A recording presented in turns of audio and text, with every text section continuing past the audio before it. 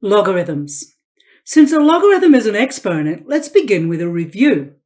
10 to the power negative 2 is 1 divided by 100, or 0.01.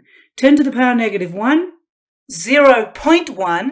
10 to the power 0 is 1, because anything to the power 0 is 1. 10 to the power 1 is 10, 10 squared is 100, etc. If I want to express the number 50 as base 10 to a power, I actually can do that. 10 to the power 1.698970004 is very close to 50, just slightly above. We can find a power of 10 that's roughly 50, or very, very close to 50. That brings us to the definition of a logarithm. X and b are positive real numbers where b can't be 1. Then y is the logarithm base b of argument x is equivalent to b to the power y equals x. And this is the time to introduce the double-headed thick arrow, which means is equivalent to. When we say y is the logarithm base b of x, that means the argument of the function is x, but at the same time, y is the exponent of b in order to get x. A logarithm is an exponent. Thinking about our definition, since 10 to the power 1.698970004 is about 50, the logarithm here is the exponent. 1.698970004 is about log, well, the base is 10, isn't it? And the result here is 50, just applying this definition. The logarithm function base b is the inverse of the exponential function base b. If we go through our process of finding the inverse, we start with f of x equals b to the power x. So we replace f of x with y equals b to the power x. Then we interchange x and y. So in step 2, we get x equals b to the power y. Solving that in step 3 means y equals log base b to the x. And then in the last step, we replace the y with the inverse function notation. Function f of x equals b to the power x has inverse log base b argument x. In this example, we're given the logarithmic form and asked to write the exponential form. So I'm going to use the double arrow. Now the base here is 3, and I don't know, I've got to figure that out. What is the exponent? 3 to what exponent gives 243? So this is 3 to the power 5 equals 243. So the logarithm in this case, this is equivalent to saying 5 equals log base 3, 243. In this case, I have a base of 4. The result has to be 1/4. I think the exponent, the logarithm, must be -1. So this is equivalent to saying -1 equals log base 4. The argument here, of course, is 1/4. The argument here, of course, is 243. So in problem 3, the base is 7. I want an answer of 1, so I think that must be 0. So that's the equivalent of saying 0 is the logarithm, and that is log base 7 with an argument of 1 means 7 to the exponent of 0 gives 1. We can actually use the calculator on these number-based logarithms. Don't rely too much on this because there's going to be variables soon. If I say alpha window and I scroll down to number 5, or I choose the number 5, let's say log base 3 and the argument is 243. That gives me the output of 5. Alpha window, and I'll go down to 5 again. This time I have log base 4, and the argument is 1 divided by 4, or 1/4, and that result is -1, and alpha window, number 5, base is 7, the result is 1, I'm going to get 0. Now given the exponential form, we're asked to write the logarithmic form, so 9 squared equals 81.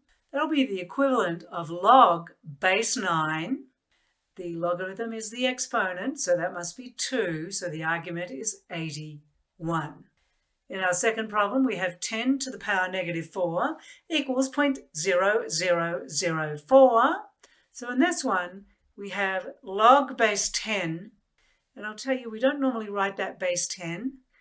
The argument's 0.0004, and the logarithm equals the exponent -4. The common logarithm is a base 10 logarithm, and it's written y equals log x. The 10 is understood to be there. In other words, we do not write y equals log base 10x. The natural logarithm is y equals ln x. That's a logarithm of base e, ln x, but we do not write log base e to the x. You'll only see 2 logarithm keys on your calculator. The common logarithm, log, L-O-G, and you'll notice if you say second log, it's 10 to the power x, and ln, which is log base e, and if you say second ln, you see e to the power x, because they are inverses of one another. Basic properties of logarithms. All of these stem from the definition of logarithms. Log base b, argument 1 equals 0, is equivalent to saying the base b to the logarithm 0 equals 1, because any base to the power 0 equals 1. Log base b, the argument is b, must equal 1. That's equivalent to saying b to the power 1 is b. Log base b, the argument here is b to the power x equals x. The base is b, the logarithm or the exponent is x, and that has to equal the argument b to the power x. In number 4, it's sort of the other way round. B to the exponent log base b to the x equals x, and that means y equals log base b to the x. This also results from the fact that the exponential function of base b and the logarithm of base b are inverses. In this example, we're asked to evaluate log base 4. The argument is 4 to the power 5. So I think that equals 5, because the argument 4 to the power 5 equals the base to the power, the exponent. Part B is log base 43, and the argument is 1. I think that must be 0, because 43 to the power 0 equals 1. The logarithm is the exponent. In part C, I have base A to the power log base A to the 9. Since the base in the actual base and the base and the log are the same, I can just say that equals 9, because log base a to the 9 equals log base a to the 9.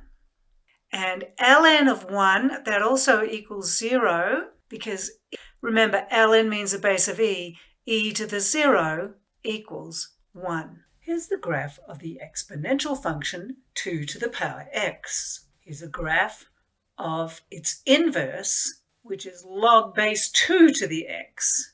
And notice they are reflections of one another about the line y equals x. So when we consider the graphs of exponential functions b to the power x versus logarithmic functions log base b to the x, we see that they are in fact inverses of one another. So the exponential increases when b is greater than 1, and also the logarithmic function increases when b is greater than 1. The domain of the exponential function is the range of the logarithmic function, and the range of the exponential function is the domain of the logarithmic function. And in both cases, the y-intercept is the point 0, 1. With the base exponent property, for b, x and y real numbers, b is greater than 0 and it's not 1, so it's a base, then b to the power x equals b to the power y implies that x equals y. In this example in part A, we are asked to solve 5 to the power x equals 625. I need to write 625 as a power of 5, so I have 5 to the power x equals 5 to the power 4. So that means x equals 4. In part B, I have 3 to the power 2x plus 3 equals 243. So that's 3 to the power 2x plus 3 equals 3 to the power 5. So 2x plus 3, The exponents are now equals 5. So 2x equals 5 minus 3, so that's 2. X equals 1.